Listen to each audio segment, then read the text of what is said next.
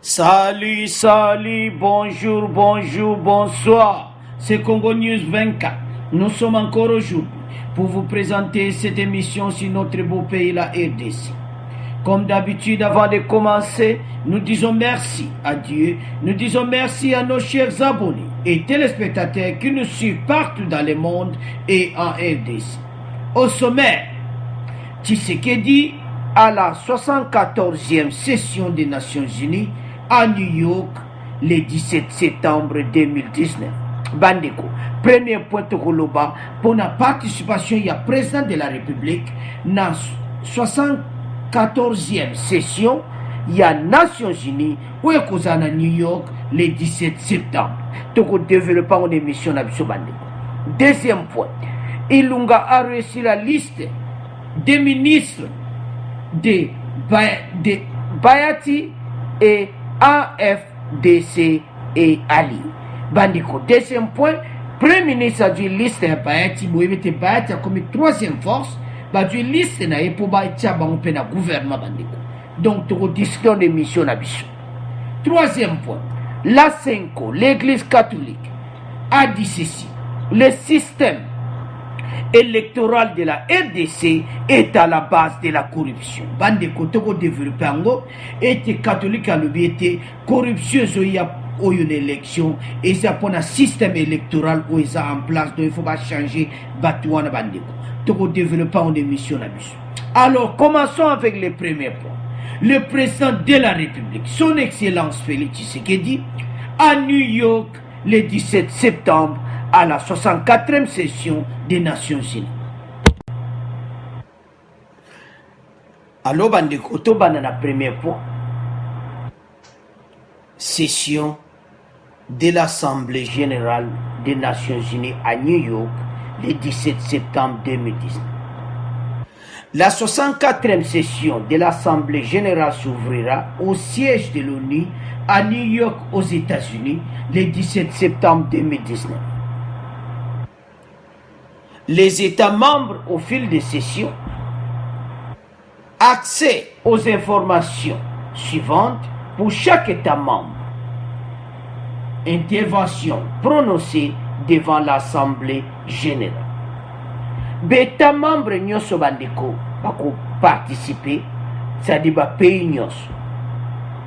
Nde bozomona photo wana président de la République akozala place wana bomoni Donald Trump a télémbandi. Alors, à vous présenter, Moussala Oye Sassal na RDC,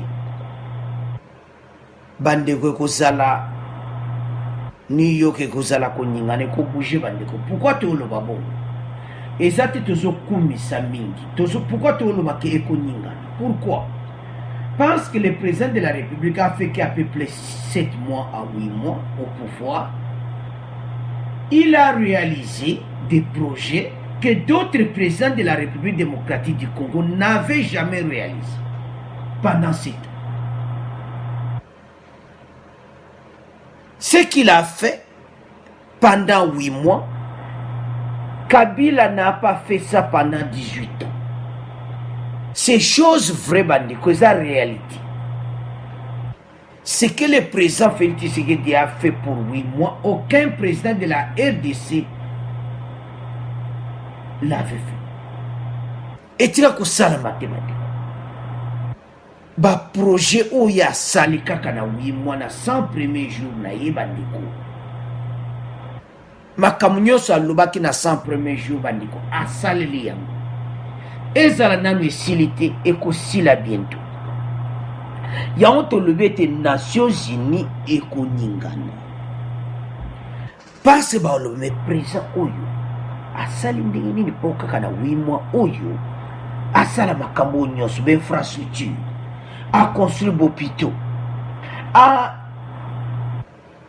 éducation ekomi gratuit ba hôpitaux azotonga ozotonga mana kanchachi donc makambo nyonso alobaki bande alo bandeko kozala konika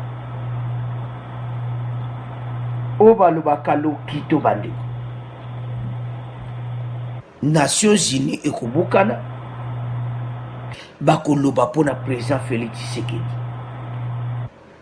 Allo bandiko mpona yango ambassadeur des États-Unis à RDC obozo mona wana ayaki komona président de la République bazalaki na réunion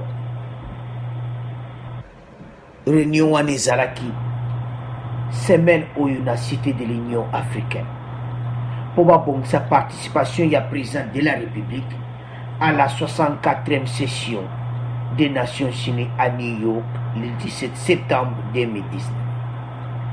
Au du jour après koza bulai pe koza kitoko. Pourquoi tout le bon? Parce que la plupart baya ko pesa ba projet na oya kubanda. Mais il y a ceux qui pesa ba projet oya si abandi si bando sala. Kabila lekaki wana bandeko ako pesa ba projet na ye ba projet motile le salamati les 17 projets to loba une mission passée ba ministre ba liaki ba mbongo à peu près 1 milliard 335 000 dollars mbongo wana 1 milliard 335 000 kenana ba poche ba ministre banda na matata mpoyo muzito et na chibala do bango nyonso ba ministre wana nyonso na ba premier ministre baliaki ba mbongo totia komona projet moko ti Kabila alikaki wana alobaki yango esalama te eza mawa mpe soni oleka na tribune ya Nations Unies opesi ba projet lelo ozongi na RDC bambongo nyonso ozwaki eke na baposha bato yango baministre wana baoya okutana na président Félix baza na problème.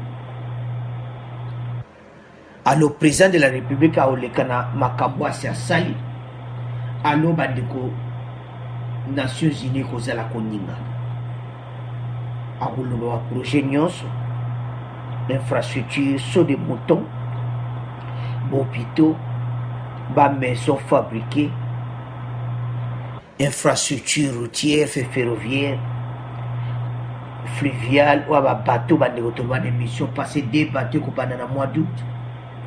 Alors président ça na dossier momuda ya ko présenter bandeko yango fubo komisa président de la République alo na New York kozala koningana tango komata na podium wana bozomo na place Donald Trump a telemi wana place Félix Tshisekedi ko telemi mokili koningana balo ba projet président ye na ngona tozwati alo bandiko kozala esengo to komisa Félix Tshisekedi bandiko ba projet wana nyonso baninga bayaka kopesa yango me yako ya kopesa oyo ase abandi oh Dieu c'est salami quelle joie ba projet ya kolobeza concret oh ici salami bandeko alors na même podium Kabila lekaki makamotile le salamate mbongo ekena na ba poche ya ba ministre na ye mais to komona président Félix akoleka wana pele ya koleka nouveau gouvernement c'est bandi nouveau gouvernement bandeko bako travailler kitoko passe bako signer engagement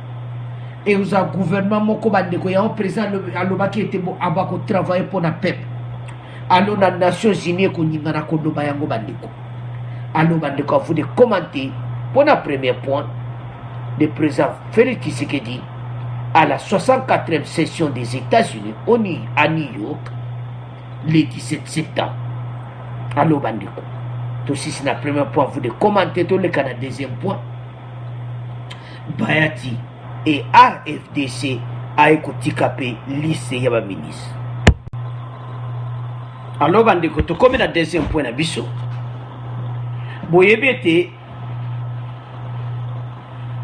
remise ya ba kombo ya ministre elekaki na émission passée de lobaki yango alors Bayati pe a écoutika liste ya ba ministre na ye Bahati Lukwebo a confirmé qu'il a également remis au Premier ministre Sylvestre Ilunga la liste des ministres pour les comptes du regroupement politique AFDC et Ali. En effet, notre liste a été remise au Premier ministre et un autre original remis au président Tshisekedi. Bapesi liste na mona président Félix, bapesi be liste monsieur pa ya Premier ministre. parce que bango va comme force moko bandeko aza vraiment na raison parce que baza ebele baza pe na majorité makasi na parle alors yango bapesaki nini na bango. Alors selon Néhémie azozala d'accord nango te ye aza coordonnateur ya FCC. Alors bango baya kotika ya bango na Mark Kaboun. Alors avant de continuer mission total oyo bango baya kotika bon après to continuer liste ya bayati total oyo Mark Kaboun na Néhémie baya kopesa premier ministre. Bon to continuer mission na biso.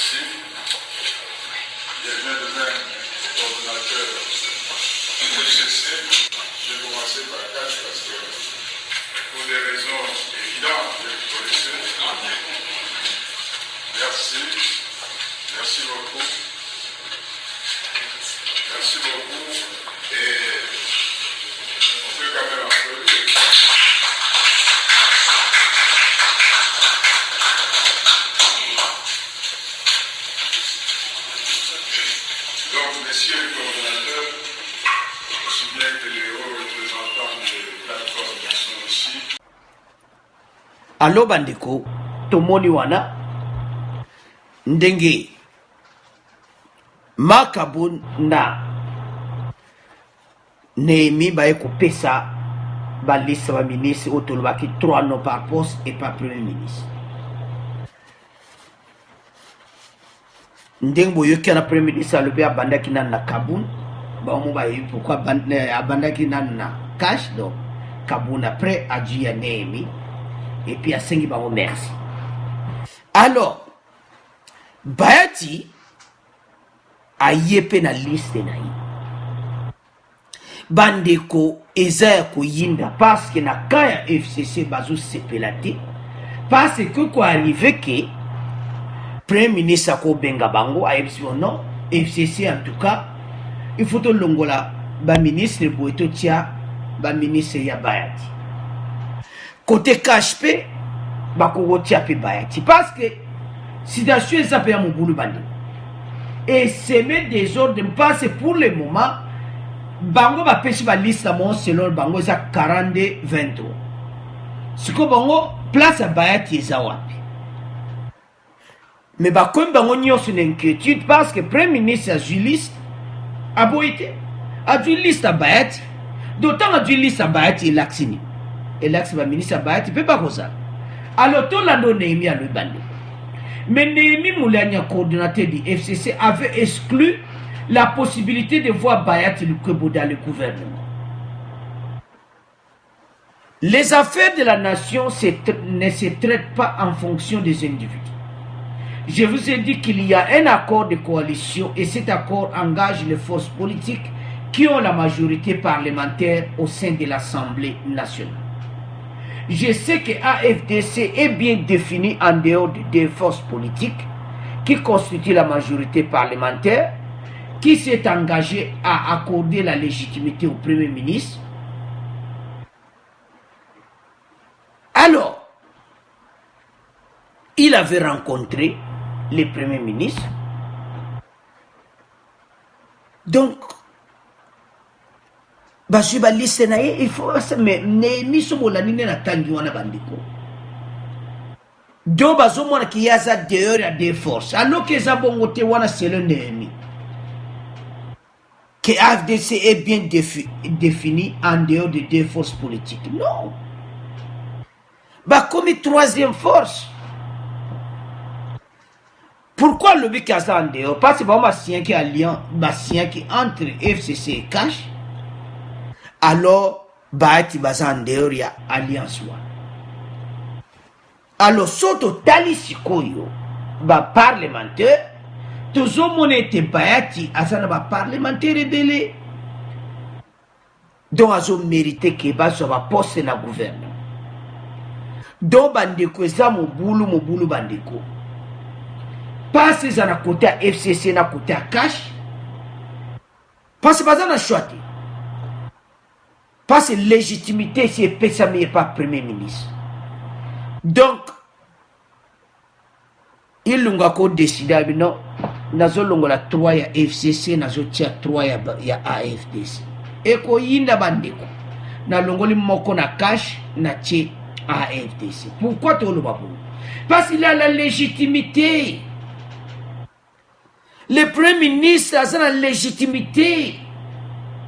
Donc, ils ont décidé pour le moment pour l'intérêt du pays. Bon, il y a une confession religieuse. À Koutana qui n'a pas te belé. Ayoka, oh, peuple a zoloba. Ce que qui bata bien bazana AFDC. Premier ministre faut zobango tia bango na gouvernement. Donc FCC 42-2 est égal à 40 ba du 2 wana ba pesi bayati. Ou bien FCC 42-4 botika na 38. Alors ezaya ko yinda mena parce que FCC bazana colère. Pourquoi bazana collé? Parce que le Premier ministre a dit liste à Bayati. Bandeko, tout ça est clair. Ce que le Premier ministre a dit, pourquoi dit liste? Vous voyez que Bakutana Kina, Kempeski Hôtel Fleuve Congo, le 7 août, Bakutanaki, Boyebi ki Bakutanaki, entre Bayati et le Premier ministre. Oba Soole Kuna Bandeko, Ngano Toyebi. Alors, le Premier ministre a comme la légitimité. Donc, bandeko eza mobulu parce que Bayati a pesi ma combo bazui yango. Alors, le quoi bazui yango là, c'est bako tia bango. FCC ça un problème sérieux parce que azo mona ki ba okata bango nombre. Bako discuter te, ba okata bango nombre ya ba ministre, bako pesa AFDC quelques ministres.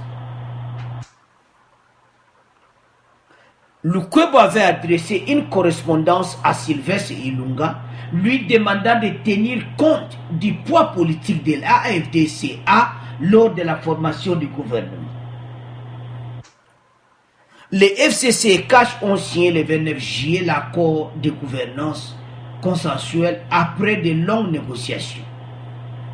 Les deux plateformes politiques ont décidé de mettre en place un comité de suivi de la mise en œuvre de la coalition. Basa le comité de suivi, on pense bazape ko banga. Sur les 65 membres, AFDC a kozwa quelques membres. Bandi ko ça clair, bako sala, bako parce que maintenant FCC baza ko banga. Yango tolobaki na mission passée était gouvernement oyo bandeko.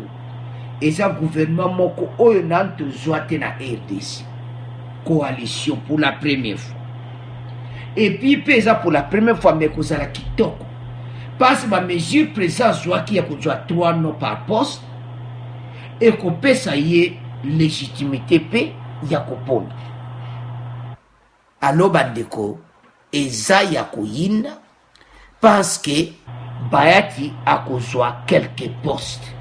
À vous de commenter bandeko tous les cas na troisième point d'abisso ya suka oyo senko ayindi si bandeko.